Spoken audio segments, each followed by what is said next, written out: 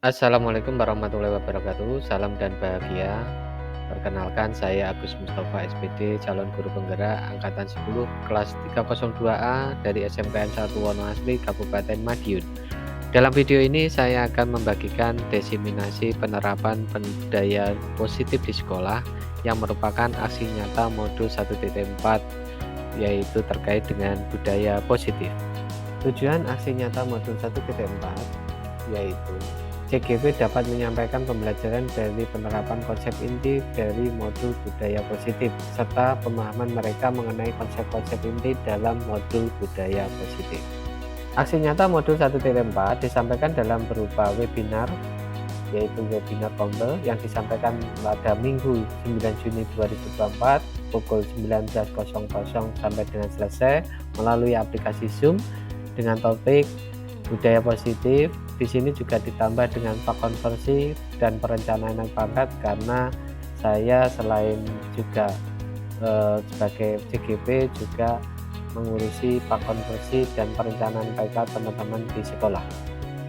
Undangan webinar budaya positif ini disampaikan melalui aplikasi grup WhatsApp oleh Ibu Kepala Sekolah, yaitu di grup Info Dinas SMKN 1 Wonoasri.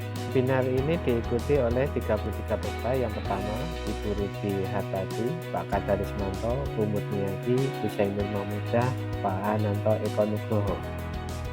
6. Pak Adona, Bu Yayu, Pak Harno, Pak Koco, dan Bu Yuni Purwaningsih.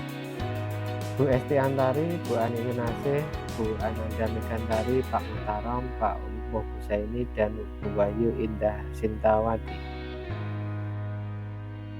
17. Pak Danu, Pak Sigete Komaryono, Bu Siti Mufaidah, Bu Siska, Bu Sururin, Bu Enggar, Pak Asmuri, Pak Kunchoro, Pak Widodo, Bu Istina, Bu Hariwayuni, Bu Margiati, Pak Moga Kusuma Aji, Bu Siti Nurul, juga sebagai Wakil SDM, Pak Kartiko, Pak Fajar Widodo, Bu Dwi Wayuning, dan ke-33 adalah Bu Anggita. Berikut ini adalah hasil recording webinar budaya positif via Zoom. Assalamualaikum warahmatullahi wabarakatuh. Yang saya hormati Ibu Dr. Anda Wiwiwiyati MPD selaku Kepala Sekolah SMKN 1 Wonoasri. Yang saya hormati Bapak Ibu Wakil Kepala Sekolah SMKN 1 Wonoasri. Yang saya hormati Bapak Ibu guru yang dapat hadir pada webinar malam hari ini. Pertama-tama mari kita panjatkan puja dan puji syukur kehadirat Allah Subhanahu wa taala, karena dengan nikmat dan kesempatan yang diberikan oleh Allah, kita dipertemukan dalam kegiatan webinar pada malam hari ini. Yang kedua, mari kita panjatkan sholawat serta salam kepada Nabi Muhammad SAW. Semoga nanti pada yaumul qiyamah kita diberi syafaat. Pada webinar malam hari ini, kita nanti akan membahas 3 hal. Yang pertama adalah budaya positif, yang kedua adalah prakonversi, yang ketiga adalah rencana kenaikan pangkat. Namun dalam sesi nanti akan kita bagi 2. Yang pertama adalah sesi budaya positif, yang kedua adalah prakonversi dan rencana kenaikan pangkat kita gabung menjadi satu di sesi kedua. Baik Bapak Ibu, untuk mengawali kegiatan pada malam hari ini agar kita mendapat ilmu yang barokah, mari kita berdoa terlebih dahulu. Semoga kegiatan pada malam hari ini lancar dan membawa ilmu yang bermanfaat. Berdoa, kami persilakan.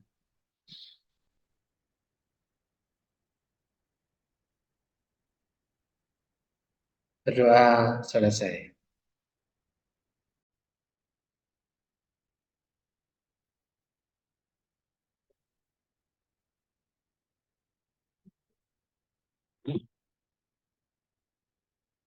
Baik Bapak Ibu, terkait dengan tema yang pertama kita adalah yaitu terkait dengan budaya positif. Di sini sudah saya share, mungkin masih proses loading. untuk tampil di Bapak Ibu. Budaya positif itu apa? Budaya positif ini memang yang kemarin sebenarnya sudah kita lakukan. Yang pertama kita sudah mengikuti yaitu diklat apa di PMM disiplin positif. Itu adalah salah satu bagian dari budaya positif. Yang nanti yang kedua adalah juga terkait dengan adanya restitusi yang di PMM itu adalah diklat secara terpisah. Nah, untuk mengawali nanti kita menyanyikan lagu Indonesia Raya dulu.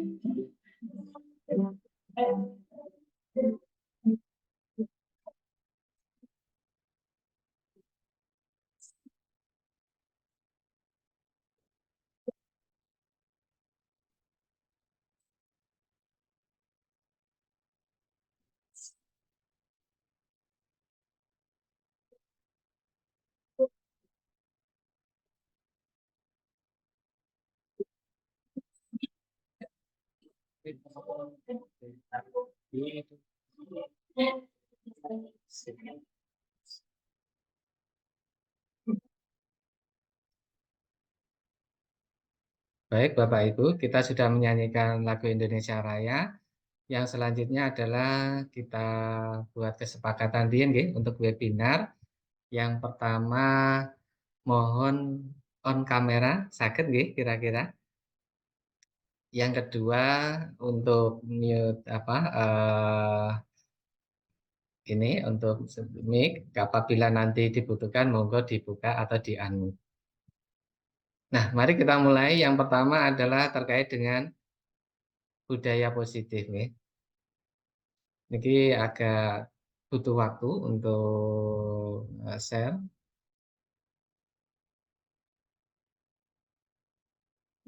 Seperti tadi, budaya positif itu adalah bagian apa utama dari yang nanti ke depannya yang diharapkan terjadi di sekolah, ya. Mulai dari adanya disiplin positif, terus nanti juga ada perubahan paradigma, juga nanti yang terakhir ada metode baru untuk mendisiplinkan siswa, yaitu dengan metode restitusi.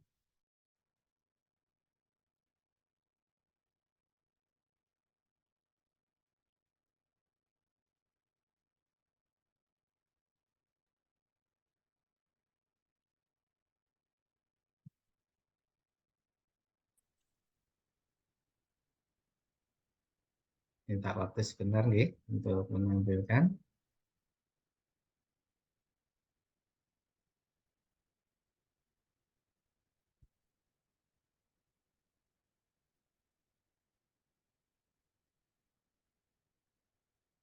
Saya stop share dulu. Kelihatannya kalau pakai Canva agak lebih berat.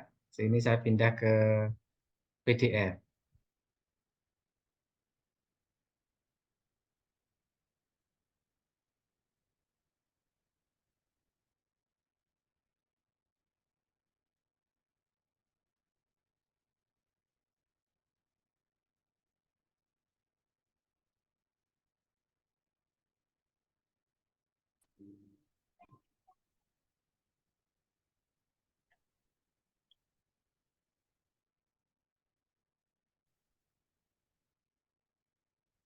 Ternyata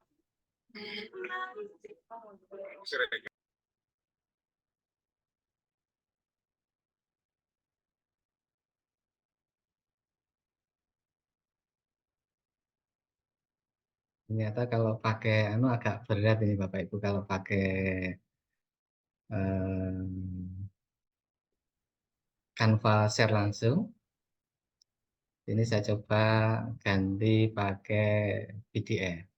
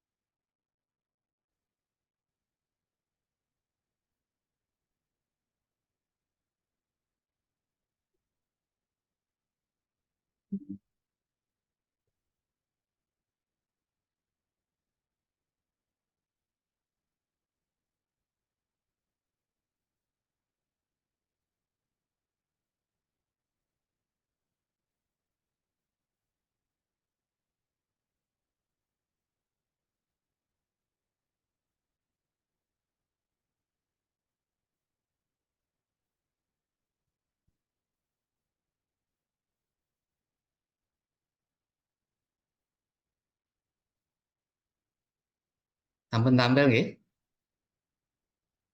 Nah, budaya positif itu adalah kebiasaan-kebiasaan positif yang dilakukan di lingkungan sekolah sebagai pembiasaan rutin bagi seluruh warga. Jadi di sini harapannya nanti ke depan kita bisa menerapkan budaya positif ini. Nah, di sini ada tujuh konsep inti budaya positif. Yang pertama adalah perubahan paradigma, yang kedua adalah disiplin positif, yang ketiga adalah kebutuhan dasar manusia, yang keempat motivasi perilaku manusia, yang kelima adalah posisi kontrol, yang keenam adalah keyakinan kelas, dan yang terakhir adalah segitiga restitusi.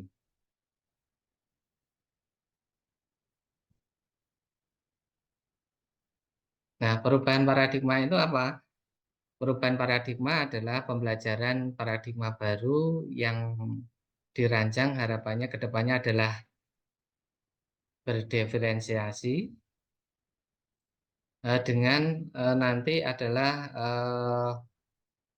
yaitu harapannya menciptakan peserta didik atau siswa yang mewujudkan profil pelajar Pancasila. Nah, profil pelajar Pancasila itu meliputi adalah takwa kepada Tuhan Yang Maha Esa, terus memiliki akhlak karimah atau berakhlak mulia, bergotong royong, kreatif, inovatif, dan berpikir kritis.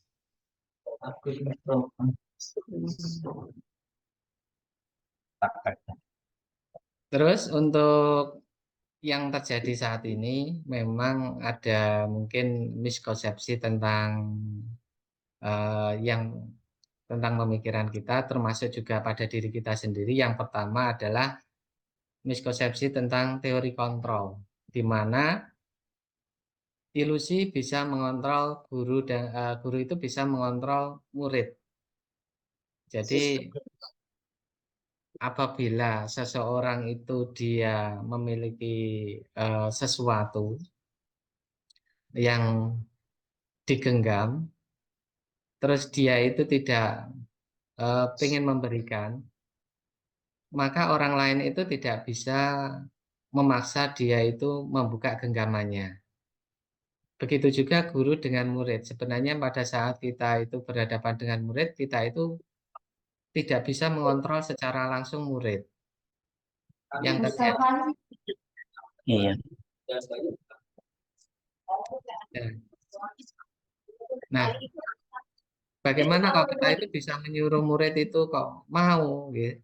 Itu sebenarnya Ya, bukan bisa ya, dikontrol. Adalah bahwasanya kita itu sebenarnya adalah murid itu kita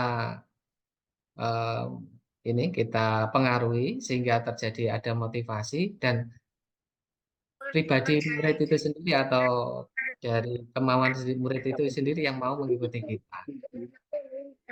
Apabila dia tidak mau, otomatis kita tidak bisa menyuruhnya. Yang kedua, ilusi bahwa kritik dan membuat rasa bersalah itu mampu menguatkan karakter. Selama ini kita memang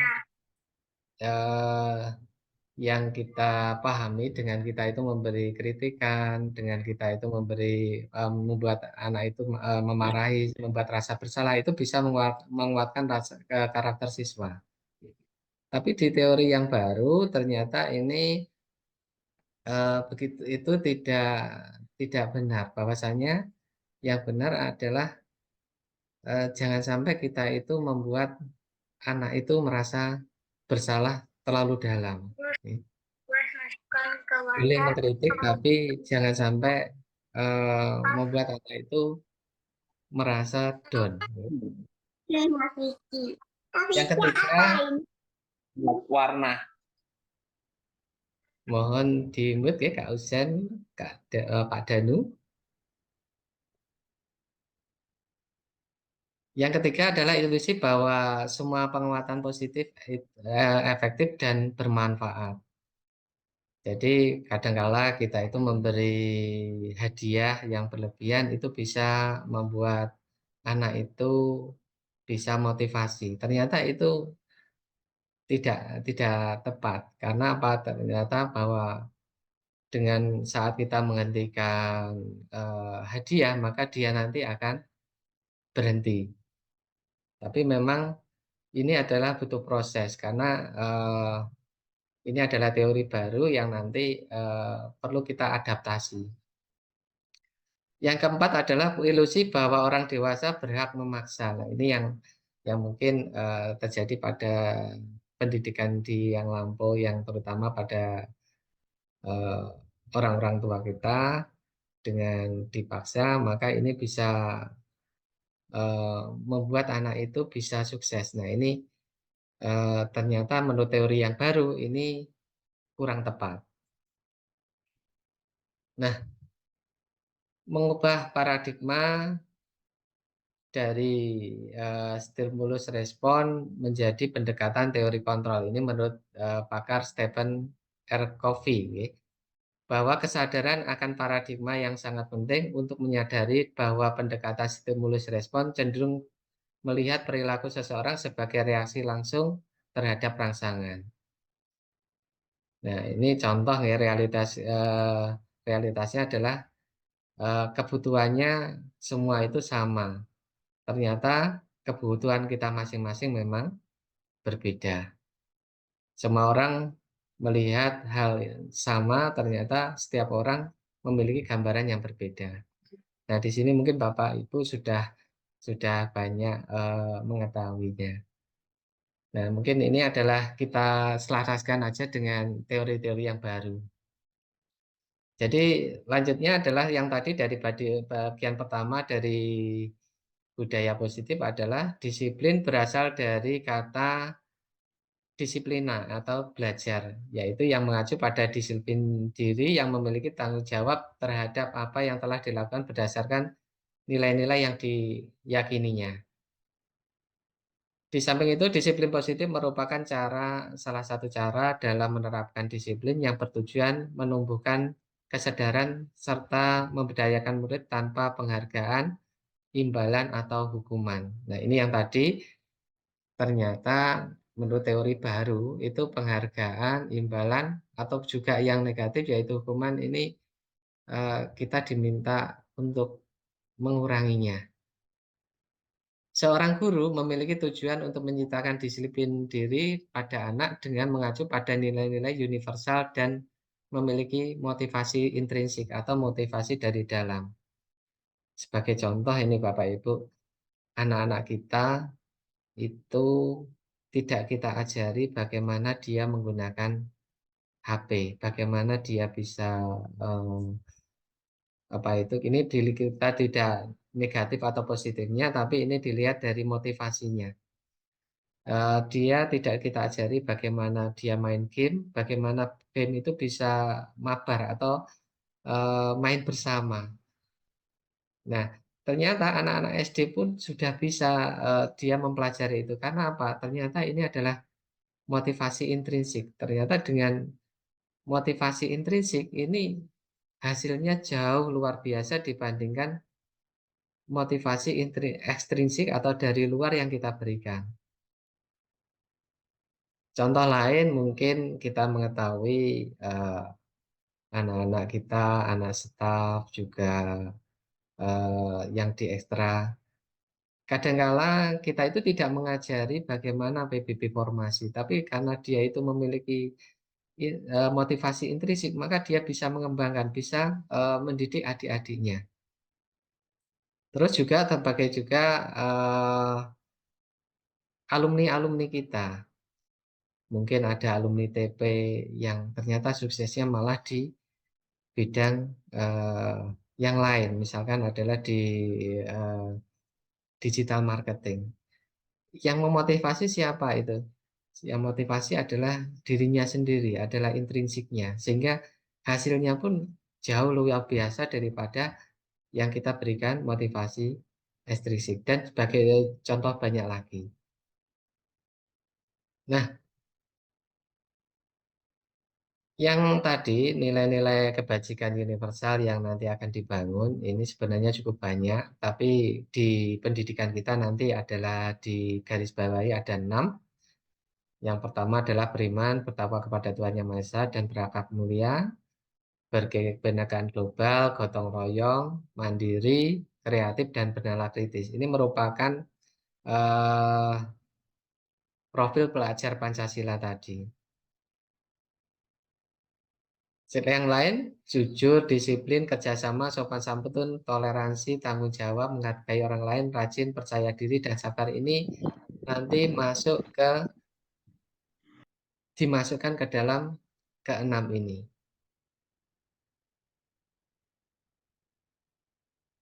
Nah, melihat dari motivasi tadi, menurut pakar, ini ada kebutuhan dasar manusia itu dibagi 5. Yang pertama adalah bertahan hidup, yang kedua adalah kasih sayang, yang ketiga adalah penguasaan, yang keempat adalah kebebasan, dan yang terakhir adalah kesenangan. Nah, bertahan hidup apa? Kita mungkin butuh rumah, butuh makan, butuh pakaian, dan yang bisa menopang kehidupan kita sendiri.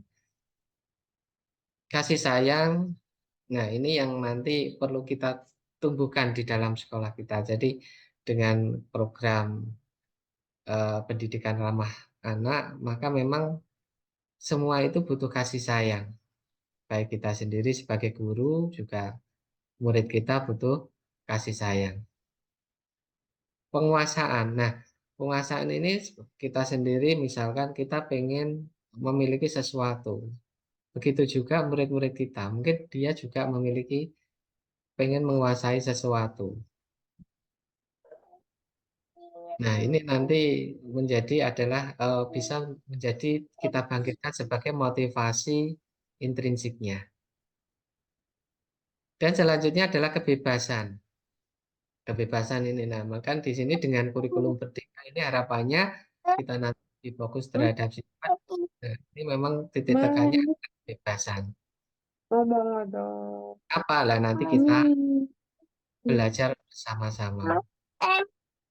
Dan yang terakhir adalah kesenangan. Nah, ini adalah rohnya dari kurikulum Merdeka seperti yang kemarin waktu di workshop dengan Pak Raufik adalah intinya kurikulum Merdeka itu apa? Sebenarnya ternyata adalah dua kata, yaitu adalah kita senang, baik murid atau guru. Nah, motivasi perilaku tadi sudah dibagi menjadi dua, adalah motivasi intrinsik dan motivasi ekstrinsik. Motivasi intrinsik untuk menjadi orang yang diinginkan, yang sesuai dengan nilai-nilai yang dipercaya. Sedangkan motivasi ekstrinsik ini adalah seperti hukuman dan penghargaan. Nah, ini siswa menghindari hukuman dan penghargaan. Ini mungkin kita bisa evaluasi lagi sebenarnya untuk mencegah siswa kita terlambat ini sudah banyak usaha dan sebenarnya sudah bagus dari tim tatip dan sebagainya. Mungkin motivasi intrinsiknya dari siswa yang itu belum muncul sehingga masih terdapat satu dua yang mungkin terlambat juga, mungkin rambutnya panjang dan sebagainya.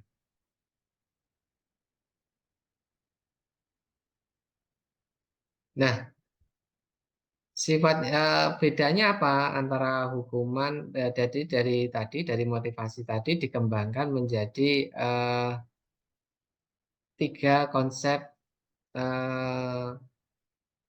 konsep untuk penyelesaiannya. Yang pertama ini ada hukuman dan penghargaan, terus ada konsekuensi dan restitusi. Hukuman dan penghargaan itu cirinya bisa dibedakan dengan konsekuensi adalah sifatnya mendadak atau tiba-tiba. Murid tidak dilibatkan untuk penentuan hukumannya. Terus hukumannya bisa berupa fisik atau psikis. Sedangkan konsekuensi ini sudah terencana atau sudah disepakati. Murid dibuat tidak nyaman, sikap guru selalu memonitor.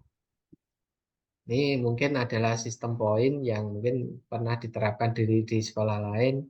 Ini mungkin masuk kategori dari konsekuensi ini. Dan yang terakhir ini yang ditawarkan oleh yang teori model sekarang ini adalah restitusi. Restitusi itu apa? Itu adalah penggantian. Yaitu proses menciptakan murid untuk menyelesaikan masalahnya sendiri. Jadi pada saat siswa itu mengalami permasalahan, maka nanti digali permasalahannya. Terus nanti dikuatkan kira-kira kesalahannya apa, melanggar dari kesepakatan apa, dan siswa nanti diminta untuk menyelesaikan atau menggantinya itu seperti keputusan siswa itu sendiri. Nanti kita yang menguatkan. Dan juga proses kolaborasi berarti antara murid dengan guru. Nah, dalam pelaksanaannya maka kita ini bisa kita review Bapak Ibu. Kita sebagai guru ini bisa memilih menjadi sebagai posisi kontrol ini ada 5. Yang pertama ini penghukum, ya. Mungkin saya sendiri kadang-kadang juga masih di posisi ini, yaitu yang tadi memberikan hukuman. Terus yang kedua pembuat rasa bersalah. Jadi siswa itu atau murid menjadi merasa bersalah atau down. Yang ketiga adalah sebagai teman. Jadi dekat dengan siswa. Contohnya nanti ini pada saat kita itu pengen menertibkan siswa, contoh kata-katanya adalah, ayo nak, tolonglah kita kita tertib, kita rajin. Nanti kalau kalian tidak rajin, maka Bapak Ibu akan kena tegur loh, seperti itu. Jadi dekat dengan siswa memosisikannya. Cuma dari ketiga ini dianggap oleh teori baru bahwa ini adalah membangun atau posisi kontrol yang membangun identitas yang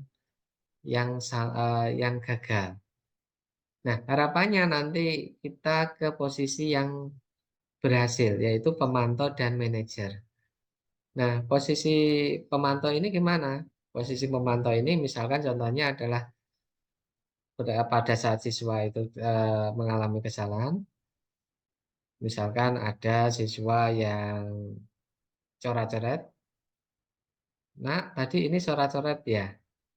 Kamu tahu kan resikonya coret-coret sesuai di kesepakatan apa? Di kesepakatan kelas atau di peraturan? Tahu Pak? Baik, berarti kalau langsung kamu pelajaran. Nah, ini adalah posisi sebagai pemantau. Dan yang harapannya ini yang paling bagus adalah posisi manajer.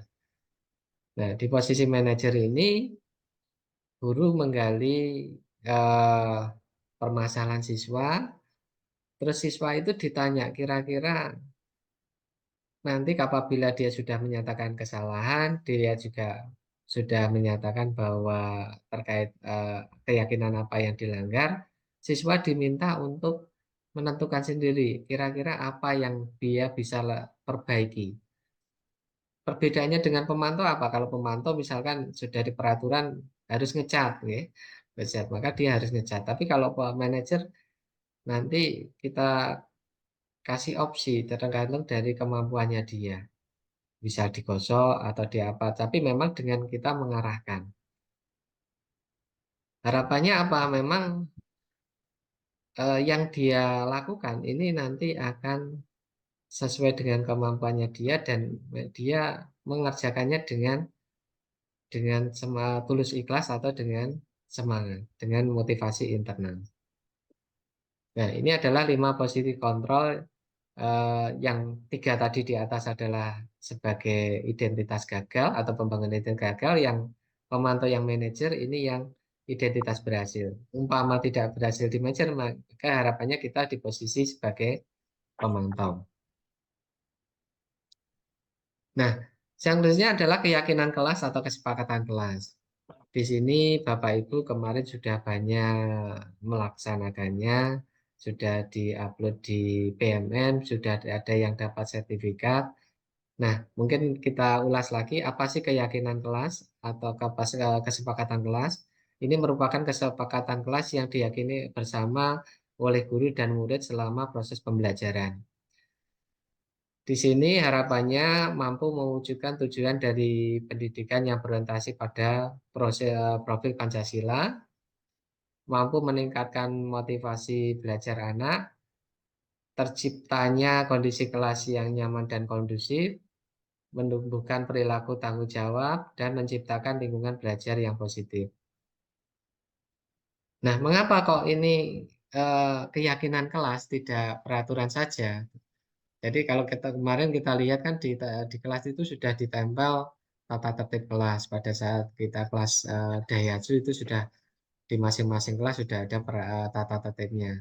Di kurikulum Merdeka ini harapannya kok dirubah menjadi keyakinan kelas itu apa? Nah, ternyata keyakinan kelas itu adalah suatu yang dapat diterapkan di kelas yang di dalamnya terdapat nilai-nilai kebajikan. Sedangkan peraturan merupakan aturan yang dibuat oleh satuan pendidikan untuk mengatur perilaku siswa agar menjadi lebih baik. Adanya kalimat negatif, larangan, atau sanksi. Apakah peraturan ini berarti salah? Tidak, Bapak Ibu. Jadi ini harapannya kan kita ini menggunakan teori-teori baru yang lebih baik. Ini dengan melihat pengalaman mungkin keberhasilan di sekolah-sekolah yang berhasil, mungkin dengan ini ya, sekolah-sekolah tersebut ternyata sudah menerapkan metode keyakinan kelas. Nah, perbedaannya lagi apa antara keyakinan sama peraturan? Kalau keyakinan itu bersifat abstrak, kalimatnya positif, mudah diingat, berupa pernyataan-pernyataan universal atau nilai-nilai kebajikan. Sedangkan untuk peraturan itu bersifat rinci atau konkret, adanya kalimat negatif, mencantumkan larangan atau sanksi. Nah, di samping itu, perbedaannya lagi apa terkait dengan baik, mungkin saya percepat aja biar nanti sesi untuk Kanu bisa tercukupi untuk yang prakonversi sama eh, rencana kenaikan pangkat. Baik, sambil menunggu yang lain kita lanjut ya Bapak Ibu.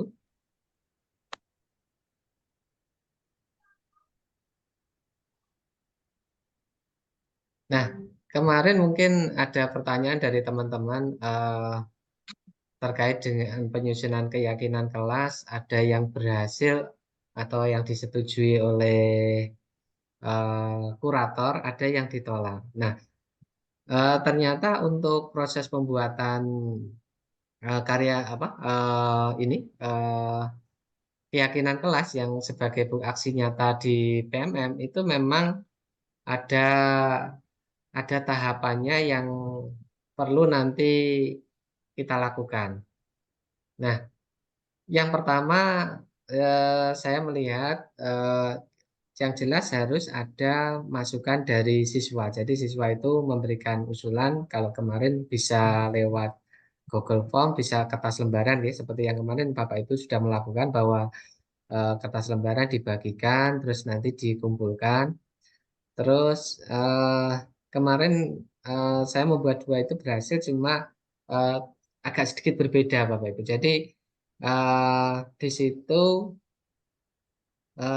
setelah dikumpulkan itu tidak harus langsung ditandatangani dan di-share di PMM atau sebagai bukti lampiran.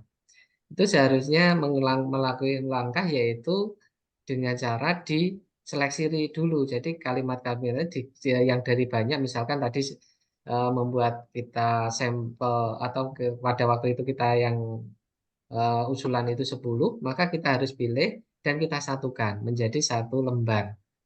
Nah, setelah menjadi satu lembar, kita buat mungkin judulnya adalah fakta atau form atau fakta. Misalnya kalau kemarin saya pakai kata-kata fakta, keyakinan kelas atau fakta kesepakatan kelas. Terus isinya rangkuman dari usulan dari siswa. Setelah misalkan ada 10 poin, di situ ditandatangani oleh tanda tangan semua siswa. Jadi ada semua siswa. Terus habis itu kita tanda tangan, terus kita minta umpan balik kepada siswa terkait bagaimana tanggapannya terkait dengan kita membuat aksi nyata keyakinan kelas tadi. Dan itu dilampirkan di PMM. Nah, saya lihat kemarin ada beberapa teman itu melampirkan eh, refleksi dari guru di PMM itu dilampirkan. Itu juga kemarin mungkin itu di PMM-nya itu dilarang. Jadi mungkin itu yang bisa menyebabkan dari aksi nyata Bapak itu kemarin ada yang saya melihat itu dikembalikan untuk diperbaiki. Nah, selanjutnya adalah segitiga restitusi. Segitiga restitusi ini adalah suatu proses yang dilakukan guru agar menghasilkan murid yang mandiri dan bertanggung jawab. Segitiga restitusi ini terdiri dari 3 kegiatan atau bagian. Yang pertama adalah menstabilkan identitas, yang kedua adalah validasi tindakan yang salah, dan yang ketiga adalah menanyakan keyakinan. Nah, pada saat kita menemui siswa yang salah, maka di sini eh, harapannya yang pertama kita nanti adalah mencari tahu dulu tentang permasalahannya itu. Tapi itu belum masuk segitiga restitusi. Jadi kita menggali dulu permasalahan yang ada dulu. Permasalahannya seperti apa. Setelah permasalahannya seperti apa, maka siswa itu kita panggil ke dalam suasana ruang yang nyaman. Jadi memang restitusi ini harapannya individu, tidak bisa berdua atau massal. Jadi eh, harus individu ini dan setelah dia nanti mengakui nanti kita gali terus sampai dia itu mengakui kesalahan. Setelah mengakui kesalahan, maka di sini tahap pertama kita mulai masuk ke garisnya adalah menstabilkan identitas. Jadi eh, apabila dia sudah mengakui, maka kita bangun kalimat-kalimat positif bahwa dia nanti kesalahannya itu adalah suatu yang bisa dialami oleh semua orang. Sehingga yang tadinya siswa itu sudah mungkin merasa bersalah, terbangun kembali. Bisa contohnya adalah membuat kesalahan, contoh kata-katanya bisa membuat kesalahan itu adalah suatu hal yang wajar. Manusia tidak ada yang sempurna. Kita bisa saja memperbaiki kesalahan. Saya tidak menanyakan kesalahan, tapi fokus memperbaiki kesalahan. Nah, setelah ini kita lakukan, maka masuk tahap kedua, yaitu adalah validasi tindakan yang salah. Nah, pada saat validasi tindakan yang salah, ini kita itu menegaskan lagi apa yang dia akui kesalahannya. Kata-katanya mungkin bisa bertindak gegabah lagi. Kamu bukan melakukannya tanpa sesuatu alasan. Jadi kita gali lagi penyebabnya apa. Kamu melakukan karena mempertahankan sesuatu. Sesuatunya apa? Memungkinkan kamu bisa mempelajari sesuatu lebih baik lagi. Nah, ini kemarin saya sudah membuat video terkait dengan ini untuk praktik membuat restitusi ini. Salah satunya contohnya adalah eh, siswa itu tidak masuk. Ini memang sebenarnya berdasarkan real, jadi asli pada saat saya praktek, siswa itu tidak mengenakan seragam praktek. Di situ saya tanya karena katanya buru-buru, terus saya panggil di ruangan, terus eh, kenapa kok buru-buru? Ternyata tadi malamnya itu dia ada acara keluarga, sehingga pada saat itu eh, langkah pertama saya menstabilkan dengan memberikan kalimat-kalimat positif tadi. Terus pada validasi tindakan yang salah, di sini saya menguatkan lagi, kira-kira hal itu bisa terulang lagi apa tidak? Kalau misalkan kamu ada acara keluarga lagi, apakah nanti juga eh, akan terjadi lagi tidak menggunakan seragam praktikum? Nah, seperti itu. Nanti saya kira Bapak Ibu nanti juga akan banyak variasi yang bisa dilakukan. Yang terakhir adalah menanyakan keyakinan. Di sini adalah menanyakan apakah yang diyakininya itu eh, sesuai yang disepakati. Jadi di sini tadi adalah misalkan terkait dengan pada saat praktikum harus menggunakan seragam praktek itu adalah sebagai untuk keamanan atau APD, maka keyakinannya dibangun adalah menjaga keselamatan. Nah, itu maka kita kuatkan lagi dengan menanyakan ke dia, kira-kira eh, dengan tidak menggunakan seragam praktek itu melanggar keyakinan apa yang di dalam di kelas. Nah, nanti kita mendorong bahwa dia menemukan bahwa itu terkait dengan adanya keyakinan sebagai contoh tadi adalah melanggar keselamatan atau tidak menjaga keselamatan eh, saat praktikum atau tidak tidak menggunakan APD. Nah, dari sini tadi sebagai contoh ini saya tampilkan untuk hasil kemarin saya melakukan. Memang mungkin di sini saya sendiri juga masih tahap belajar. Nanti bisa menjadi referensi. Saya kira nanti Bapak Ibu juga bisa jauh lebih baik lagi. Sebentar saya tampilkan dulu, Bu.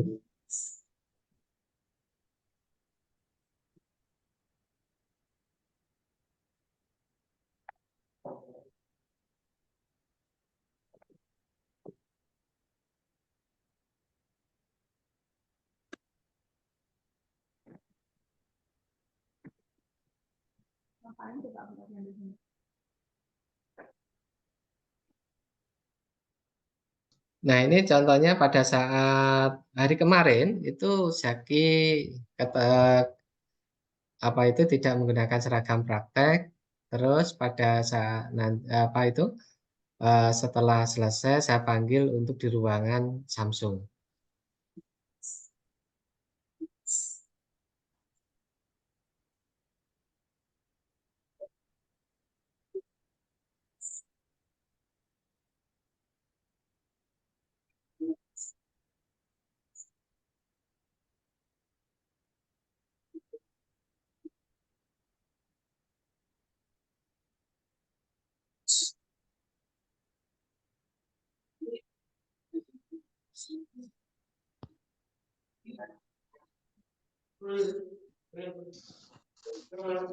Nyapa tonggang.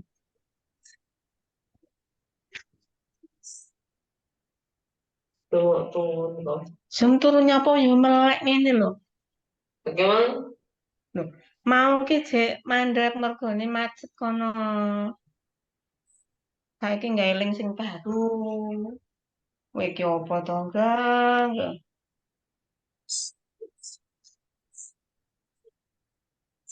Aja ngincer HP wae.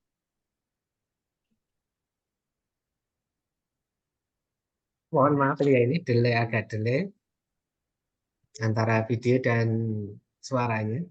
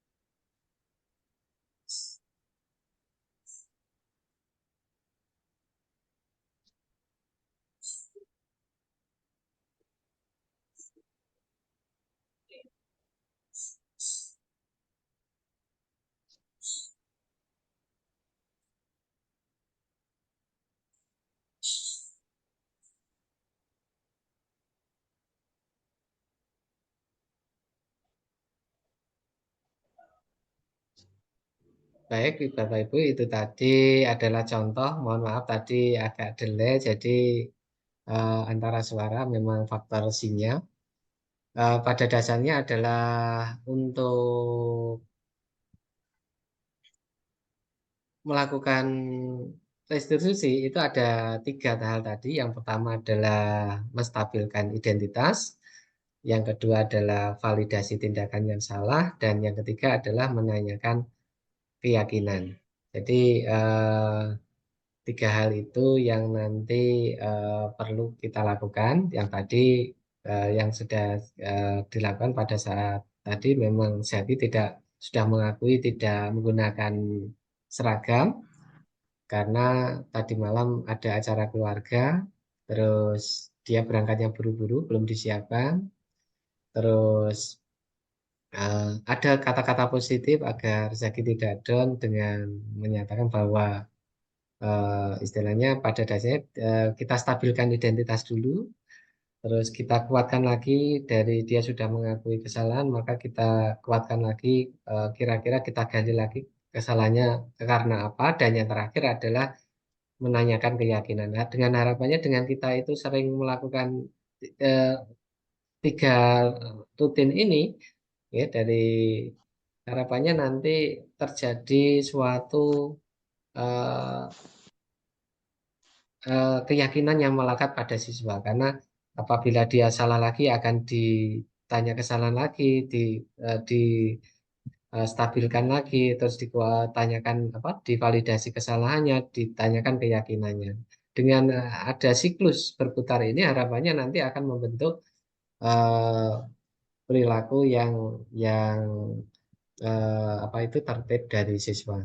Apa bisa? Nah, ini yang nanti perlu kita buktikan bersama.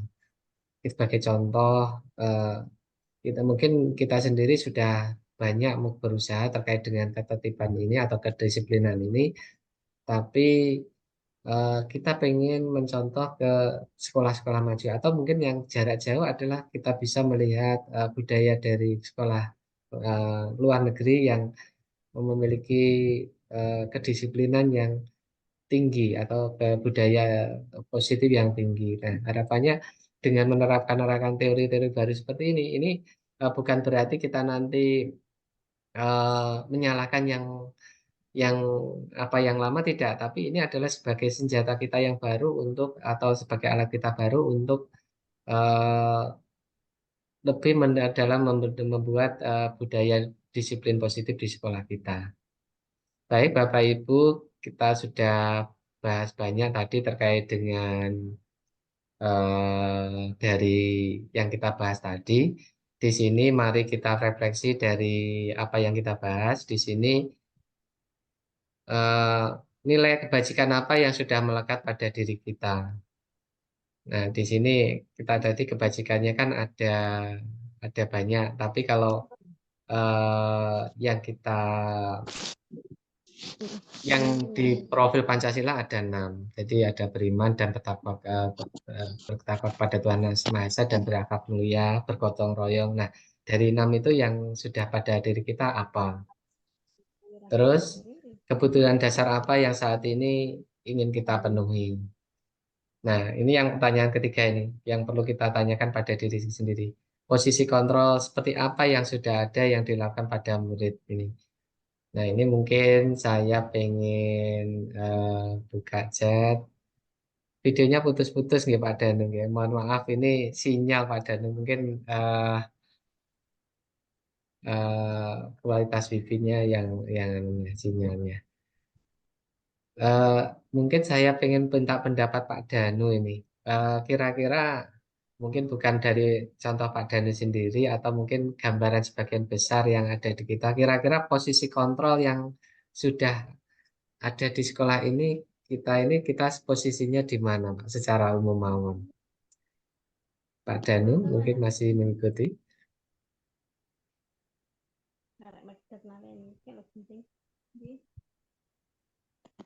Kalau Pak Danu mungkin belum, mungkin bisa yang lain.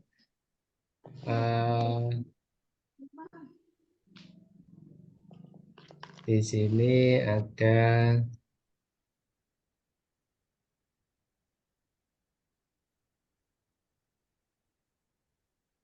Bu Yuni mungkin, monggo yang mic-nya open.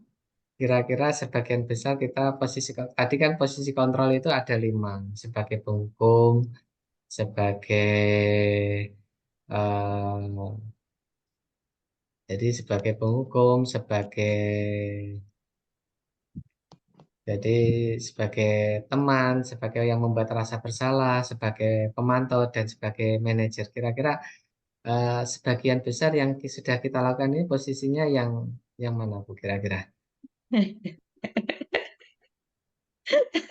Kita sebagai review mawon. Ngapunten mungkin interaktif mawon. Posisi kontrol. Tapi ki sing Aku mengikuti aja Pak. Kayak mikir. Betul sakit mikir, nyuwun pangapunten Bu. Nggih. Bingung. Bu Esti mawon yang ngotot Bu Esti nggih tim takut. Iki posisinya kita secara mayoritas posisinya di mana, atau mungkin secara individu Bu pripun, kira-kira posisi kita itu di mana?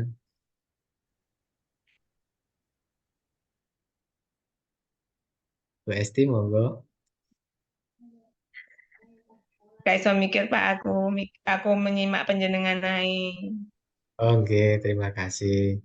Nah, kalau saya sebenarnya ini kelihatannya saya juga masih posisinya di penghukum sama pemantau nih. Jadi kadang-kadang kita itu mungkin ada posisi 2 ini. Nah, nanti kita perlu mengurangi sehingga kita bisa ke yang berhasil. Nah, baik Bapak Ibu, itu tadi terkait dengan budaya positif. Mari kita lanjutkan ke tentang yaitu konversi, nggih. Nah, terkait dengan konversi, kemarin memang ini berlaku untuk Bapak Ibu yang PNS, nggih, yang kudu P3K ini menyimak mawon biyen, tapi semoga kedepannya harapannya P3K nggih sami dengan PNS, nggih. Nah, untuk Yang kemarin, yang pertama untuk terkait dengan pak konversi ini nanti sudah, insya Allah sudah final atau sudah, ini saya share dulu pak konversi saya.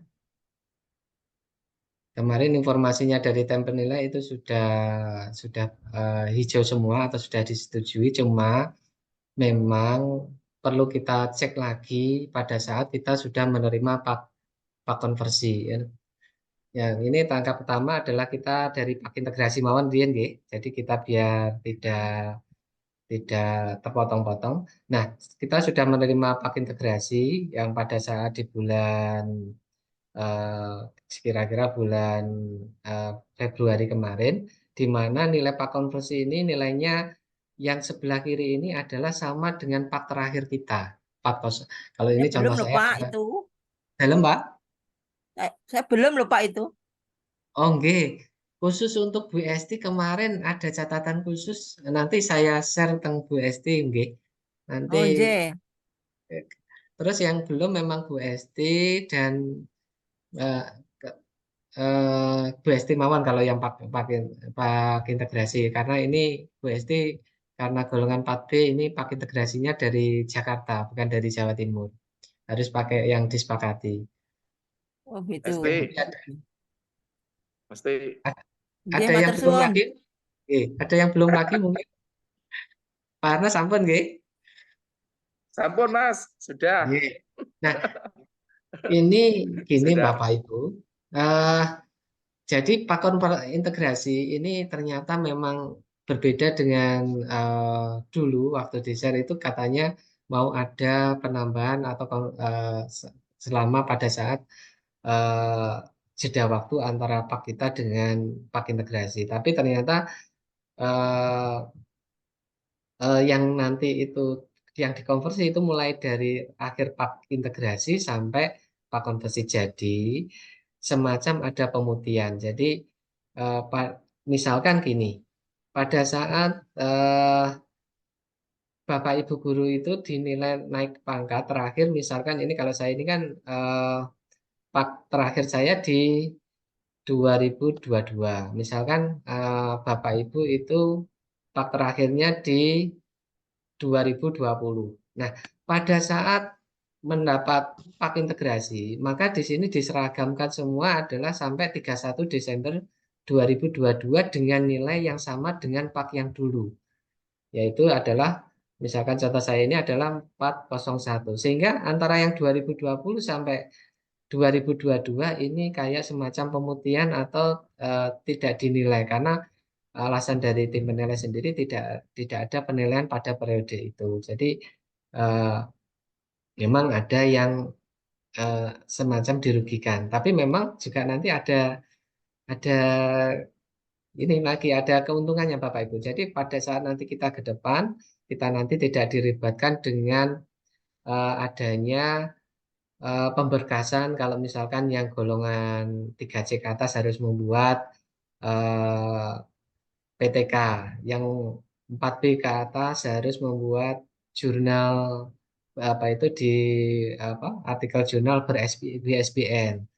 Nah, untuk saat ini nanti itu tidak perlu, tapi hanya menggunakan SKP. Nah, setelah Bapak Ibu ini menerima, ini nanti jangan kaget, loh, di sini kok nilai saya 401, di sini kok tinggal 201, atau mungkin malah ada yang tinggal 1 atau tinggal 6 atau 7. Itu sebenarnya masih tetap Bapak Ibu. Kenapa kok ini dikurangi? Ini dikurangi karena contoh saya ini adalah 401, saya kan posisi sudah 3D, untuk naik ke B ke C itu dia membutuhkan nilai 200. Sehingga pada saat itu sudah naik jabatan dari guru pertama ke guru muda ini, maka yang 200 untuk kenaikan B ke C tadi dihilangkan. Jadi sisanya hanya yang di angka kredit yang dikumpulkan dari 3C ke atas. Begitu juga yang 4A, kalau sudah masuk ke 4A, nanti yang misalkan 4A itu butuhnya adalah 400. Sedangkan angka kreditnya panjenengan mungkin ada 429, maka dipotong 400 tinggal 29. Jadi 29 itu tadi, atau misalkan ini nanti saya adalah tinggal 1, ini adalah modal saya di 4A-nya. Jadi itu yang nanti dihitung dalam guru madya. Nah, ini adalah pak integrasi. Jadi, nah, yang perlu dicek apa di pak integrasi? Sebenarnya pak integrasi adalah kesamaan antara nilai kita tadi dengan dikurangi dengan kenaikan jabatan. Kalau yang guru muda itu dikurangi 200. Jadi nilai pertama tadi dikurangi 200. Kalau yang sudah guru madya atau yang sudah 4A ke 4B ke 4C itu dikurangi 400. Nah, maka itu yang kita cek. Apabila kok nilai panjenengan ini lebih sedikit, ini masih bisa mengajukan untuk revisi. Kalau yang 4A ke bawah ini bisa revisi lewat tim penilai. Kemarin masih bisa mengajukan. Nah, kalau lebih gimana? Lebih itu monggo panjenengan. Nanti panjenengan memilih apakah dibetulkan biar terkurangi atau tetap jenengan PD maju mawon. Ini nanti memang ada imbasnya di belakang, ada di belakang. Kalau saran saya, kalau lebihnya sedikit, nanti dibetulkan mawon. Tapi kalau lebihnya banyak bisa untuk sudah langsung naik pangkat, nggak usah dibetulkan, dicoba Rin. Nah, kenapa kok ini yang sedikit harus dibetulkan? Nanti saya jelaskan di saat kita nanti bahas di kenaikan pangkat. Nah, ini adalah pak integrasi. Mungkin dari pak integrasi ada yang ditanyakan? Betul nggih? Nah, saya lanjut ke pak konversi. Nah, pak konversi ini nanti akan dibagikan. Cuma kemarin cut off-nya nanti per Juni. Nah, nanti biasanya pembagiannya lewat Capdin, lewat KTU. Nah, saya share untuk pak konversi.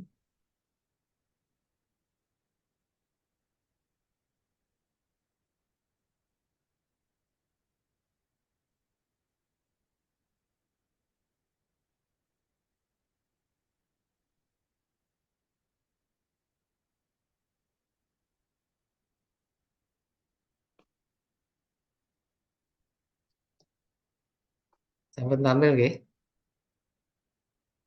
Nah, ini kalau ini kemarin ini kebutuhan untuk naik pangkat ini harus digabungkan jadi satu. Ini pak awal saya, ini pak integrasi yang tadi, karena yang baru nanti untuk kenaikan pangkat harus digabung jadi satu seperti ini. Dari mulai pak awal, terus pak integrasi, terakhir nanti adalah pak konversi. Nah, kenapa kok saya dan Pak Budi sudah nerima duluan? Ini karena kebutuhan kemarin untuk naik pangkat jadi di-share duluan. Nanti kalau yang lain kelihatannya nanti bersama-sama. Nah, apa yang nanti perlu dicek Bapak Ibu setelah menjenengan nanti menerima Pak Konversi? Yang pertama, monggo nanti dicek nomornya Bapak Ibu. Ternyata meskipun ini sudah pakai aplikasi, ini ada nanti kemungkinan human error atau kesalahan error. Kemarin saya sendiri menerima ini sudah ketiga kali ini yang versi pak konversinya. Jadi pertama itu saya terima tanggalnya sudah betul, tanggalnya ini, tanggal di bawah sudah betul, nomornya salah Bu, ini masih 2023. Nah, nanti daripada bermasalah saat pengajuan, akhirnya mengusulkan lagi. Jadi yang pertama silakan dicek nomornya karena nomor ini sebagai salah satu legalitas. Yang kedua periodenya. Ini periode saya karena periodik maka di sini hanya satu Januari sampai 31 Desember. Kalau panjenengan nanti sama seragam ya. 1 Januari 2023 sampai 31 Desember 2023. Nah, selain itu juga identitas perlu panjenengan cek nanti kalau ada kesalahan. Terus angka kredit Bapak Ibu nanti kemungkinan akan sama untuk angka kreditnya dalam golongan yang sama. Di sini apabila kita itu nilainya baik, nanti nilai kata itu akan 25 kalau untuk yang guru muda. Kalau yang Guru pertama itu adalah 12,5. Jadi SKP kita 2023 kita tukar dengan angka kredit itu sama dengan kebutuhan untuk naik pangkat dalam 1 tahun dibagi 4. Untuk dari 3D ke 4A kan butuhnya 100 dibagi 4 ini 25. Jadi 3C ke 3D juga sama 100 dibagi 4 jadi 25. Jadi apabila SKP saya baik, ini nanti nilainya adalah 25. Karena ini periodik hanya 9 bulan, yang saya terima hanya 18,75. Nah, ini nanti dengan juga cek. Tapi kalau ini insya Allah sudah otomatis dengan cara meyakinkan jabatan fungsional itu nanti diajukan lewat operator, itu yang diaktifkan adalah jabatan fungsional yang terakhir. Kemarin memang ada beberapa yang masih guru pertama, akhirnya saya tanya ke beliaunya ternyata tidak memiliki jabung, akhirnya untuk saat ini masih diperbolehkan karena kemarin perpindahan dari kabupaten ke provinsi, di mana pada saat kabupaten tidak menerima jabung, kita masih berusaha menggunakan SK3C untuk upload jabungnya. Jadi SK jabungnya diganti dengan 3C. Tapi kelihatannya ke depannya kita harus mengurus SK jabung. Jadi makanya kemarin Bu Ika sudah pendataan Bapak Ibu siapa yang eh, belum punya jabung tapi sekarang ini belum naik pangkat atau jabatan. Jadi misalkan posisi sekarang 3C atau 3D tapi belum punya jabung guru muda. Atau posisi di 3B belum punya jabung guru pertama. Maka kemarin didata pakai pakai apa itu? Pakai Google Google Sheet untuk nanti diajukan pengajuan. Nah, untuk angka kredit nanti sudah mengacu di jabung tadi sehingga otomatis ini nilainya sudah otomatis baik komputer. Lanjut ke bawah, ini masih sama kalau nomornya atas sudah betul, ini sudah betul. Nah, yang selanjutnya ini adalah ini Bapak Ibu. Ternyata kemarin pada saat kita itu salah ngeklik, misalkan konversi, karena ini nanti konversi ini tidak berhenti di tahun 2023. Saat nanti kita sudah berakhir SKP 2024, maka kita nanti juga mengajukan lagi Pak Konversi 2024. Jangan sampai salah, tahunnya misalkan ini kemarin ada 2023, yang bawah ini 2024. Akhirnya apa? Ini ngeblank tidak muncul. Akhirnya tim verifikator itu konfirmasi ke saya. Kan kemarin memang kenapa kok saya ini sebenarnya saya kan kemarin ditugaskan apa ada BIMTEK di SMK 2 Ngawi karena terkait dengan kenaikan pangkat terus diminta menghandle terus juga ada di SMK 3 terus dimintai tolong atau dianu untuk menghandle sekalian. Tapi kemungkinan ke depannya ini adalah ranahnya di operator sama SDM eh, nanti ke depannya nanti kemungkinan sama beliau-beliaunya. Nah, kemarin kejadian adalah ini 2023, ini 2024. Kesalahannya di mana Bapak Ibu? Kesalahannya pada saat upload pak integrasi tadi, pada saat memilih pak konversi tadi, di mana di sini harusnya 2023 menjadi 2024. Akhirnya ini ngeblank sehingga nilainya tidak muncul. Begitu juga ini ngisinya di pak integrasi. Jadi yang atas ini pengisian di pak integrasi, kalau yang bawah ini adalah pada saat pengusulan pak konversi. Nanti belakangan mawon nih untuk contohnya. Karena nanti daripada keluar masuk share screen. Karena kalau ini nanti kayak kemarin saya sendiri juga pada waktu itu begini ini 2023 akhirnya apa? Angka kreditnya tidak muncul. Akhirnya terus pengajuan lagi pembenaran ini 2022 akhirnya nilai yang di awal ini bisa muncul, Pak konversi 2023 muncul dan akhirnya angka kredit terakhir juga muncul. Nah, terus nanti yang perlu tercek terakhir adalah ini Bapak Ibu.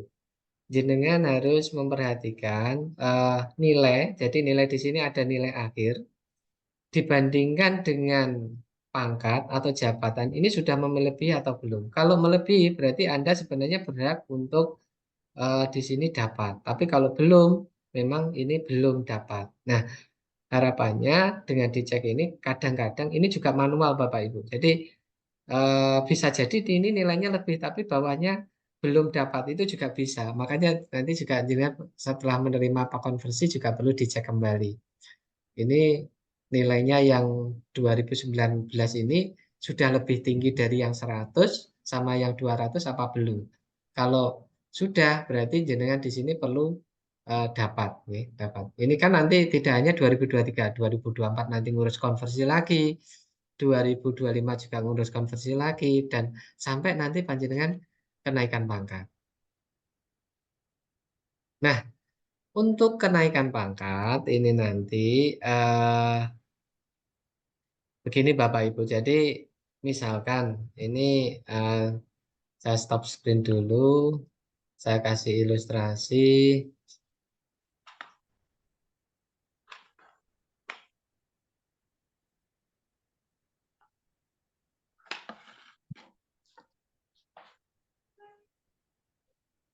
Ini sebagai contoh ini Bapak Ibu ya.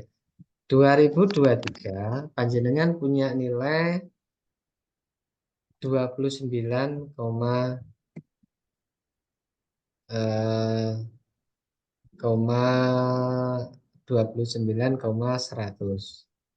atau 100 nih. Nah, golongannya adalah 3D. Golongannya adalah jelas ini 3C, kalau nggak 3C 4A. Jadi kalau 29 di bawah ini kalau nggak 3C 4A. Nah, kapan kira-kira bisa naik? Kalau ini sekarang golongannya 3C bisa untuk naik ke 3D. Berarti jangan hitung aja nanti 2002 ini tadi Pak konversi ya yang 29,100 tadi berarti ini sampai Desember 2022. Nah, nanti Desember 2023 ini jenengan otomatis kalau posisi 3C ini nanti dapat 25. Kurang besar Bapak Ibu, saya besarkan dulu.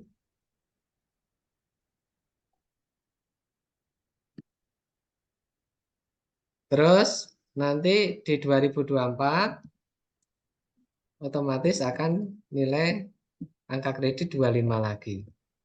Terus Desember 2025 nanti jenengan dapat 25 lagi. Demikian aksi nyata modul 1.4 tentang budaya positif, yaitu diseminasi pemahaman dan penerapan budaya positif di sekolah. Salam bahagia. Wassalamualaikum warahmatullahi wabarakatuh.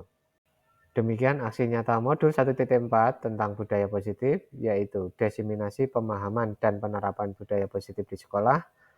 Salam bahagia. Wassalamualaikum warahmatullahi wabarakatuh.